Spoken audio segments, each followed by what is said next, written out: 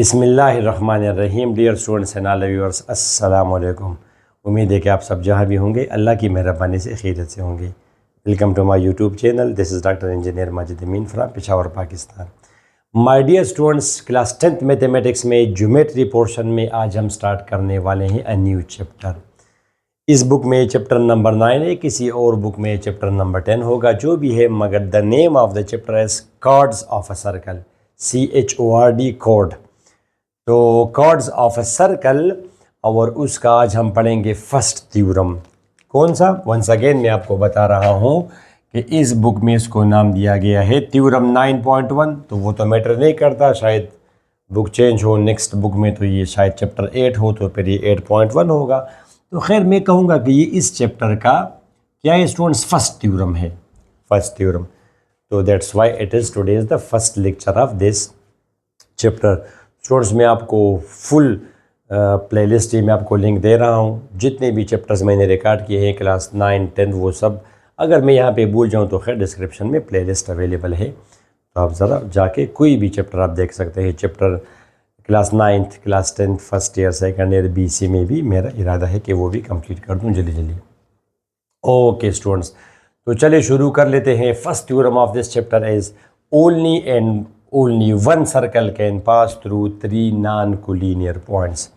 तो my dear students, इस theorem में जो अल्फाज आपके टर्मिनोलॉजी प्रीवियस क्लासेस के बारे में जो इस्तेमाल होगी वो जल्दी जल्दी मैं आपको बता दूं।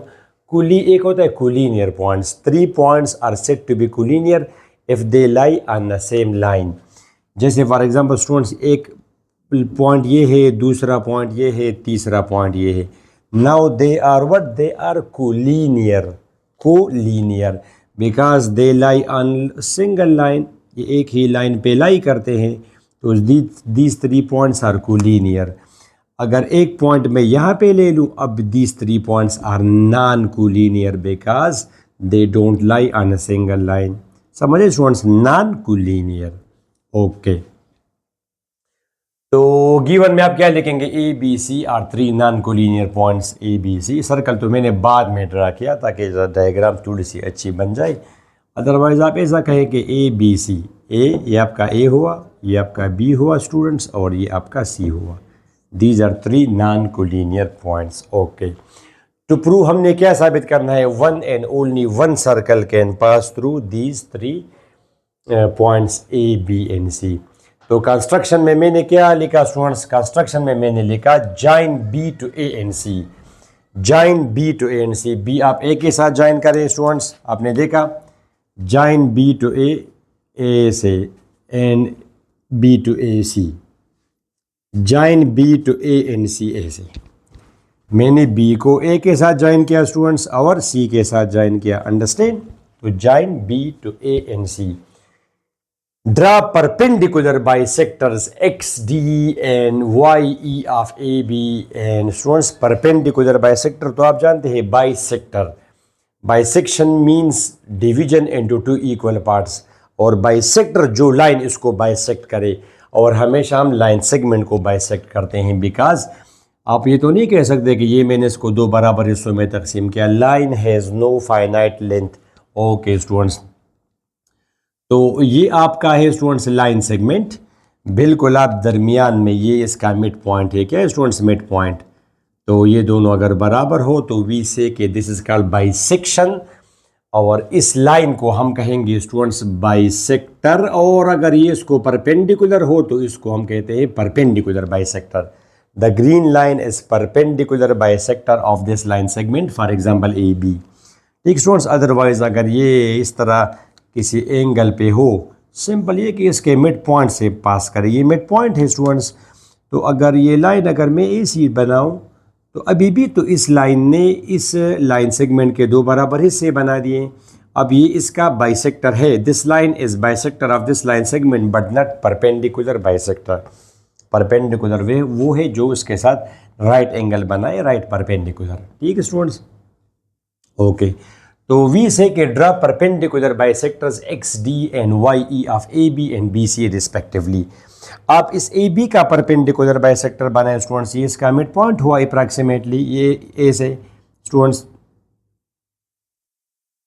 तो एक ये हुआ आपका, इसको हमने नाम दिया है students x D.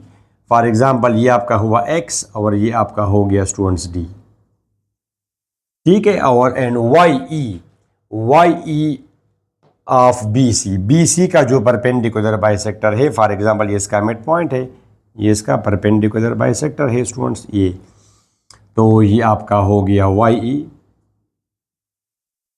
Draw perpendicular bisector X D and Y E of A B and B C respectively which intersect at O. इन्होंने, इन दोनों ने ओ पे इंटरसेक्ट किया। यहाँ पे अगर मैं बना दूँ, जाहिर है ये सर्कल तो बाद में बनेगा, मगर फिर भी स्टूडेंट्स एक परपेंडिकुलर बाइसेक्टर आपका ये हुआ, ये इसका मिड पॉइंट है अप्रॉक्सीमेटली ए से। स्टूडेंट्स इसको हमने नाम दिया एक्स डी, ये फॉर एग्जांपल एक्स हुआ, ये आपका डी हुआ एक्स डी। और दूसरा वाई ई, ये इसका परपेंडिकुलर बाइसेक्टर है, माई स्वीट स्टूडेंट्स अप्रॉक्सीमेटली इसका मिड पॉइंट है ए से। तो स्टूडेंट्स इसको मैंने नाम दिया क्या, वाई ई, अंडरस्टैंड, वाई ई।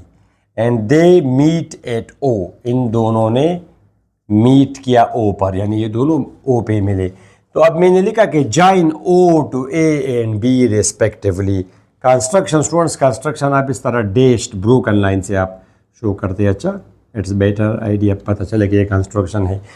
तो join O to A B and C, O को अब आप जॉइन करें किसको, किसके साथ, ओ को जॉइन करें ए के साथ, ओ को जॉइन करें बी के साथ, और ओ को जॉइन करें सी के साथ, ठीक स्टूडेंट्स। तो अभी हम सिंपल प्रूफ में हम, ठीक है, ये तो साबित करेंगे कि only one circle can pass through. वो जो आपका ओ हुआ स्टूडेंट्स, इस ओ को आपने जॉइन किया ए के साथ, बी के साथ और सी के साथ, ठीक। डायग्राम पेपर में तो आप इस तरह डायग्राम बनाएंगे। अब स्टूडेंट्स वेरी सिंपल, अब हम साबित कर देंगे, माय स्वीट स्टूडेंट्स, अब हम साबित कर देंगे कि ये दोनों ट्राइंगल कांग्रुएंट है, तो मीन्स के फिर ये और ये आपस में बराबर हैं। फिर हम साबित कर देंगे कि ये दोनों ट्राइंगल्स बराबर है, वेरी सिंपल। तो जब ये बराबर है, कांग्रुएंट है, कांग्रुएंट, फर्स्ट ये प्रीवियस क्लास में, क्लास 9 में, तो फिर ये और ये बराबर हो जाएंगी। तो जब ये और ये बराबर हो, ये और ये बराबर हो, इट मीन्स ये तीनों बराबर होंगे। तो फिर इसके बाद हम लिखेंगे कि अगर हम एक सर्कल बनाए, जो वो खैर बात की बातें हैं, आप फिलहाल साबित करें कि ये दोनों ट्राइंगल कांग्रुएंट है और ये दोनों ट्राइंगल्स कांग्रुएंट है, लिहाजा ये दोनों बराबर है और ये दोनों बराबर है मेजरमेंट में, मेजरमेंट आर इक्वल, ठीक है। तो अब वो हम साबित करेंगे, let's have a look at that. All right students, आते हैं प्रूफ पर। स्टूडेंट्स प्रूफ तो आपको पता है, थ्योरम में आप देंगे स्टेटमेंट्स और आप देंगे इसकी वैलिड रीज़न। तो स्टूडेंट्स वो मैंने आपको बताया कि पहले आप करिस्पॉन्ड करेंगे triangle O A B correspond to triangle O B D, triangle O A D students, D आप इस पॉइंट को आप डी कहें, ठीक है, वो तो मैटर नहीं करता, ये आपका डी हुआ, या इसको अगर आप D1 कहें, इसको डी, इस पॉइंट को D1 कहें, एज यू विश, ई है, इसको आप ई कहें, ठीक है। जो शुरू में आपने लिखा था कि draw X D perpendicular to the perpendicular bisector of A B, ठीक है। या फिर आप लिखे X D which intersects A B at D1। Draw पहले आप शुरू में इस तरह लिखे कि draw perpendicular bisector X D1 which intersect AB at D. Similarly, draw perpendicular YE1 of CB, यानी आप BC का परपेंडिकुलर बाइसेक्टर बनाएं YE1, जिसने इंटरसेक्ट किया BC को E पर, एक ही चीज़ है, ओके। तो students in triangle ODA correspond to triangle ODB, triangle ODA correspond to triangle ODB, triangle O D A, एक ये ट्राइंगल है, दूसरा ये ट्राइंगल है, ठीक स्टूडेंट्स। मैंने लिखा कि O D A is congruent to O D angle O D A, this angle is congruent to angle O D B, this one, understand, O D B, because both are right angle, both are right angle. आपने लिखा है कि draw perpendicular bisector, तो ये तो perpendicular bisector है इसका, तो ये एंगल आपका 90 होगा। अच्छा, फिर आपने लिखा कि ए डी और बी डी बराबर है स्टूडेंट्स, ए डी और बी डी बराबर है बिकॉज ये इसका परपेंडिकुलर बाइसेक्टर है। तो ये तो लाजमी मिड पॉइंट होगा, D is the mid point of A B. Bisector है ना बच्चे, तो बाइसेक्टर है तो ये जिस पॉइंट से पास होगा तो ये और ये तो आपस में बराबर होंगे, बाइसेक्शन इक्वल पार्ट्स। तो जब ये दोनों बराबर है तो डी मिड पॉइंट है। और स्टूडेंट्स ये तो आपने देखा कि O D is equal to O D common. तो अब इस ट्राइंगल में ये दोनों एंगल्स बराबर है, दो साइड्स बराबर है, ये कामन है। तो क्लास 9th में आपने थ्योरम्स पढ़े, ये मैं आपको लिंक दे रहा हूँ क्लास 9th में, ठीक है। वहाँ पे पहला वो पास्टुलेट वगैरह सब चीज़ें उसमें हैं, पास्टुलेट क्या होता है, एक्सियम क्या होता है स्टूडेंट्स, थ्योरम वगैरह ये सब कुछ। तो इसको ये दोनों ट्राइंगल्स आपस में कांग्रुएंट है, SAS पास्टुलेट पहला, इसको आप थ्योरम या कहें फाउंडेशन ऑफ अ थ्योरम, ये हमने फर्स्ट किया है 9th में। 9th में जब आप ज्योमेट्री स्टार्ट करते हैं तो you start from SAS postulate, I think which is true, वो जो हम ठीक होती है वो उसको हम बोलते हैं पास्टुलेट, अगर इसकी अपनी डिफिनीशन है। तो ये दोनों ट्राइंगल्स कांग्रुएंट हुए, SAS पास्टुलेट है। तो जब ये दोनों ट्राइंगल्स कांग्रुएंट हैं तो फिर ये साइड इस साइड की बराबर होगी, ठीक है students. OA is congruent to OB, यानी measurement, OA is equal to measurement OB, ठीक है, corresponding sides of congruent triangle, ठीक है स्टूडेंट्स। हम इस तरह के भी corresponding parts of congruent triangle, corresponding parts of congruent triangle are congruent. इसी तरह स्टूडेंट्स आप करेंगे triangle OBE, triangle OBE correspond to triangle OED। तो ये एंगल आपका इसके बराबर है, राइट एंगल स्टूडेंट्स, ये इसके बराबर है बिकॉज ये इज़ द मिड पॉइंट, ठीक स्टूडेंट्स। और OE इसमें भी है, इसमें भी है, तो OE is common.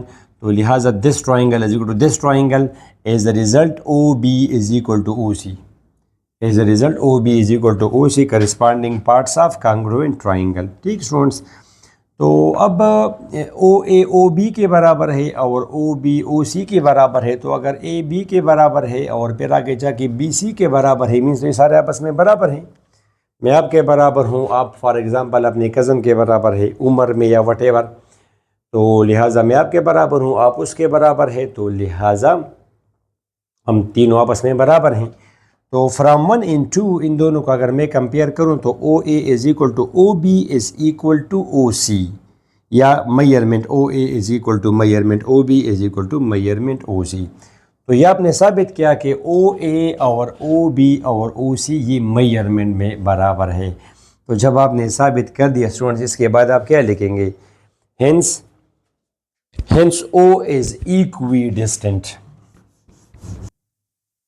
Okay students, तो इसके बाद फिर आप यहाँ पे कंटिन्यू करेंगे, चूँकि जगह कम है तो मैंने यहाँ पे ऊपर लिखा, ठीक है, ये आप नीचे लिखेंगे।